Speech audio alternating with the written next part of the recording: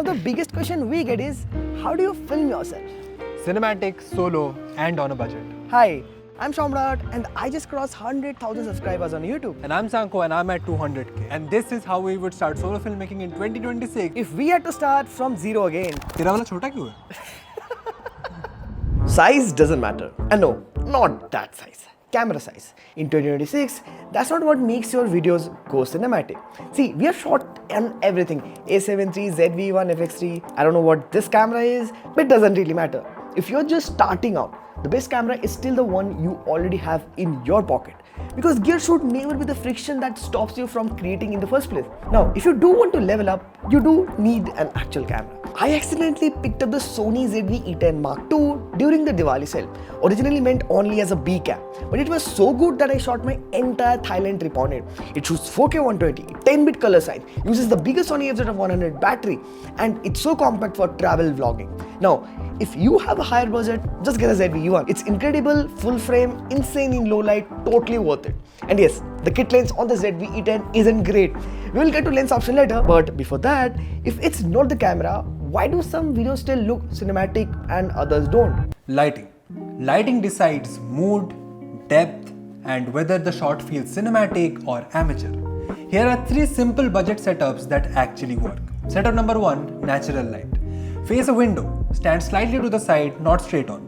On one side of your face it will be bright and the other side will be darker. Instant contrast. And here's a quick outdoor hack. Shoot during the golden hour, the first hour after sunrise or the last hour before the sunset, when the light is soft and warm. Setup 2, one soft light and practicals. Use one soft light to light your face. Now add practical lights in the background, a lamp or a bulb. They are not lighting you, they are just there for depth. And here's another bonus tip. Warmer tones usually look more cinematic. Setup number 3 is the simple 3-point lighting, which is also medium budget. This is where things start to get serious. I use a bicolor continuous LED light with a honeycomb grid to light my face from the side. Use another stick light like this on the opposite side, but keep it less bright than the key light. Optional but small LED wand from the behind and set it to a color you like. Aimed at the head or the shoulders gives a really nice touch. If all of this feels too overwhelming, don't worry. We have linked a free step-by-step PDF below. But here is the real question. Why does the same camera, same lighting look completely different? Lenses. This is where most people get confused. So let's move fast. There are many types of lenses. Zoom lenses, prime lenses, full frame lenses and crop sensor lenses. Rule number 1. Match your lens to your camera sensor. If you're using a full frame camera like the Sony ZV-E1, use a full frame lens. If you're using a crop sensor camera like the A6700 or ZV-E10, use APS-C or crop sensor lenses. Pretty simple. Now talking about zoom versus prime lenses, if you want the best cinematic look, prime lenses always win. Lower aperture, more background blur, cleaner separation. Here's a list of the most cinematic focal lengths. 24mm, environmental, wide, storytelling. 35mm, natural, intimate, YouTube friendly. 50mm, classic, cinematic look, strong separation. 85mm, compression, portraits, premium feel. But prime lenses have fixed focal lengths, which means you need separate lenses for different looks. And here's where zoom lenses truly shine. With just one zoom lens, you can cover most cinematic focal lengths. For example, the Samyang 24-7 f2.8, you get 24mm, 35mm, 50mm and everything in between in one single lens. Very convenient for solo creators like us. Now, one quick rule, avoid zoom lenses with variable aperture, like kit lenses that go from f3.5 to f5.6. Try to stick to lenses with a fixed aperture. When I brought my first camera, the Sony A7 III, I got the Tamron 28-75 f2.8, and honestly, for 5 years, I didn't even buy a second lens. Yeah, sometimes I wish that it went a little wider like 24mm, but that was quite rare. Only recently I picked up my second lens, the Sigma 10-18 f2.8. Wait a minute, crop sensor lens. I know, on a full frame camera, it's super wide, which I mostly use for my creative shots and vlogging in tight spaces. One quick thing though, when you're filming solo, how do you even know your framing is right? We use the free Sony Creators App. It lets you monitor yourself on your phone while you're recording. But there's something that can instantly ruin even the most cinematic videos, and that's... I cannot stress this enough that audio is much more important than video.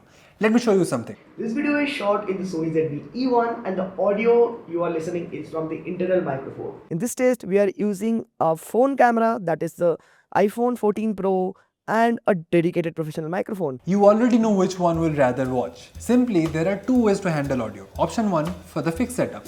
If you're filming at a desk, doing talking head videos or podcast style content, go wired. And USB or XLR microphone on a stand. I prefer the Maono PD200X. It supports both XLR and USB output and has gain knobs and of course the RGB. And it is also in budget. But if you seriously care about audio, get a podcasting mic like the Shure MV7 Plus. If you're moving around, traveling or shooting solo outside, go completely wireless. A great budget option is the Hollyland Lark M2S. It's tiny, lightweight, has solid range and battery lasts long enough for most shoots. If you have a higher budget, go for the DJI Mic 2. The biggest reason is it has internal recording. That means even if the signal drops, the transmitter battery dies, your audio is still safely recorded inside the mic.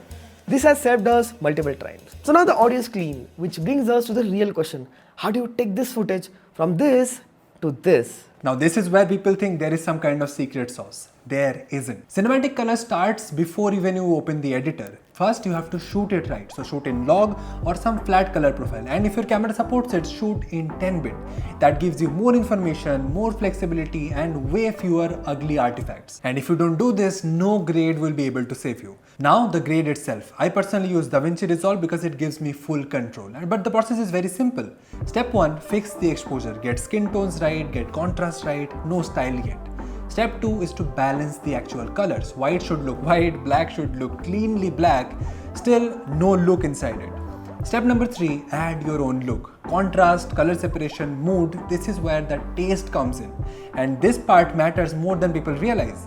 Color grading decides the mood of the scene. Warm tones feel inviting while cool tones feel more distant. High contrast feels dramatic. Flat contrast feels calm and more documentary-like. And ideally this decision happens before you even start shooting. If you know the mood that you particularly want, your lighting should support it, your wardrobe supports it, your color grade finishes it. Everything works together. Everything we have covered in this video, the camera, the lighting, the lenses, the audio, the color, it all matters. But the real reason people love Sankho's work isn't just gear or technique, it's visual storytelling. And if you want us to break down how Sankho actually does that, from scripting to shortlisting to production, comment storytelling down below. And if you're part of the 20% club who are still watching this video, thank you so much from the bottom of my heart for sticking with us. If you want more breakdowns like this in 2026, make sure you subscribe to both of us. And if this felt like a lot to remember, we have linked a free step-by-step PDF in the description with the entire roadmap laid out clearly. And if you want to learn how to start design in 2026, watch this video. We're gonna push it hard.